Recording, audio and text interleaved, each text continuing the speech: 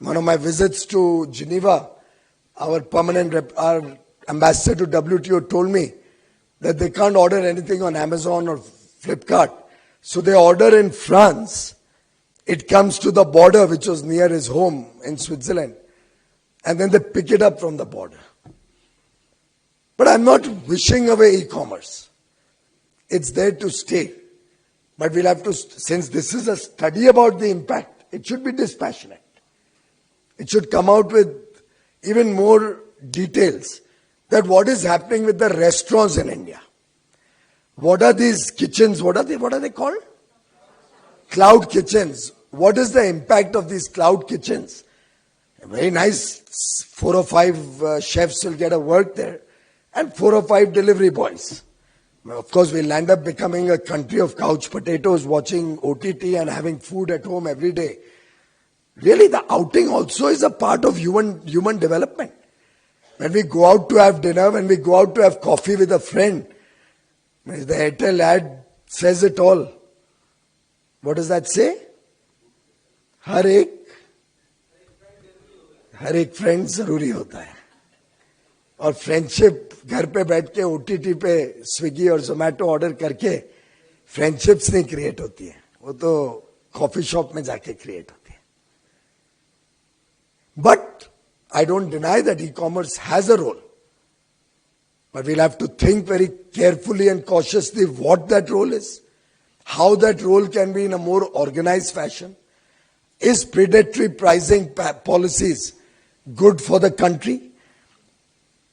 When Amazon says we are going to invest $1 billion in India and we all celebrate, we forget the underlying story that $1 billion is not coming in for any great service or any great investment to support the Indian economy. They made $1 billion loss in their balance sheet that year. They have to fill in that loss. And how did that loss get caused? They paid 1,000 crores to professionals. I don't know who these professionals are. I'm myself a chartered accountant. I've done law. But I'd love to know which chartered accountants, professionals, lawyers get 1,000 crores. Unless you're paying all the top lawyers to block them, so that nobody can fight a case against you. You can take retainership with all the top lawyers and then there's nobody left to fight against them. If you make 6,000 crore loss in 1 year, does that not smell of predatory pricing to any of you? What did that loss come on? They are after all an e-commerce platform. They are not allowed to do B2C. The e-commerce platform legally cannot do business to consumer. They create entities where Indians contribute to making those entities, sadly. Then they get caught, so they start closing down those entities. That's part 2 of the story. But they only reroute all the business through an entity to show that it's business to business. But reality is all of you buy on these platforms, don't you? How do you buy? B2C is not allowed on these platforms. How are they doing it? Should this not be a matter of concern for all of us? So it's a very difficult subject to just bring out some details of jobs created in the sector. We'll have to assess what is happening to the 5 lakh pharmacies in the country. I remember when I was a child, my local pharmacist would keep a watch. If I bought too much Benadryl, he's going to tell my mother, देख लो बच्चे को Benadryl का कुछ लत तो नहीं लग रही है. Do you all remember those days? Who's going to take care of our children today? Online you can order what you want. I don't know what kind of course it's called drugs and pharmaceuticals, so I don't know what's getting ordered. It's a matter of concern that local pharmacists would take your prescription. He knew all the local doctors around. He would check the genuineness of that prescription and make sure your children are protected. Who's going to take that protection? That delivery boy who checks on your phone a prescription? How old is it? What does it cover? Think about it. How many mobile stores do you see now in the corner? And how many were there 10 years ago?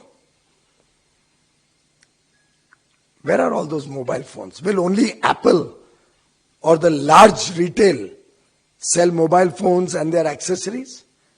And obviously now there's no recourse to go and get it repaired because they want you to buy a new phone. They don't want to repair the old phone. Which is why Consumer Affairs Department last year came out with the right to repair.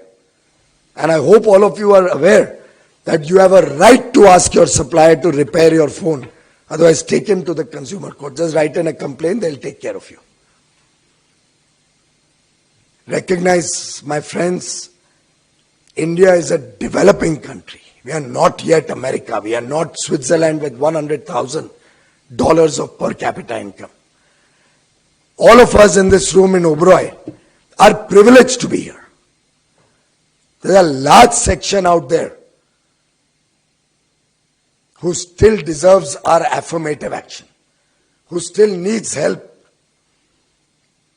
Every child in this country has not got the privilege to come to this type of sessions or this type of interactions. We'll obviously get an edge up. And therefore, even when it comes to jobs, when it comes to opportunities for the future of India, I think all of us will have to play our part. Of course, I don't deny that technology will play its part. Technology is a means to empower, is a means to innovate, is a means to meet consumer requirements, probably sometimes more efficiently. But we'll have to see that this grows in an orderly fashion. We will have to see that this connectivity, this convenience is citizen-centric. It democratizes or socializes the benefits to larger sections of society.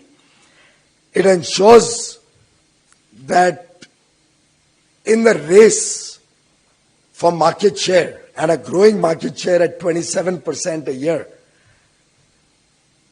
we don't land up causing huge disruption for the 100 million small retailers across the country who also serve. Thank you very much.